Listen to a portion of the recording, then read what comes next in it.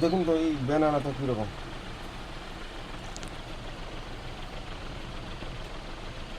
বাহ,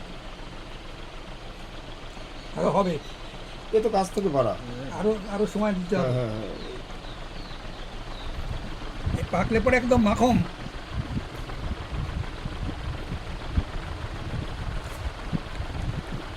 এই আম পাকলে বুঝেছো বাবা, একদম বাটার যেমন হয় না, তেমন কিচ্ছু থাকবে না একদম। খুব ভালো মতো। ভালো। হিমসাগর ল্যাংড়া যেরকম ভালো, এটাও কি সেরকম ভালো? তাহলে আর হিমসাগরের মানে লাগায় জায়গা নষ্ট করে দরকার নেই। যদি ভালো পাকে কিচ্ছু পাবে না। আমি আমার মেয়ের বাড়িতে প্রেজেন্ট করেছি তো, 2 বছর ধরে হচ্ছে। আটিটাও দেখাচ্ছি।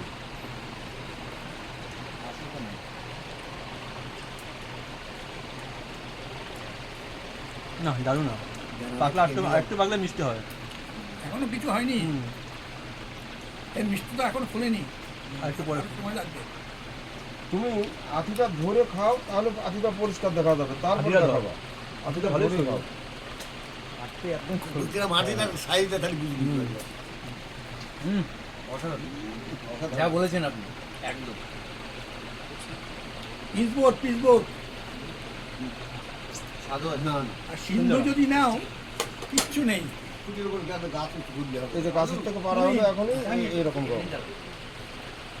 সেটি যেন ফলটা হলে পরে আমার চোখের সামনে দেখবো আমরা। মানে গাছ ছোট করে রাখতে হবে। বাড়ি কোথায় বললেন?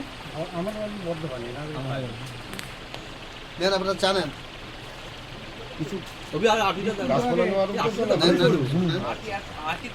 আটির গায়ে মাংসই নেই। এবার আটিটা দেখাও। মাংস এই যে ব্যানানার আটি, এটা ব্যানানা ব্যানানা এত পাতলা। এত পাতলা, এই প্রত্যেকটা আম এরকম পাতলা, আর ওই ডগমাই এরকম পাতলা।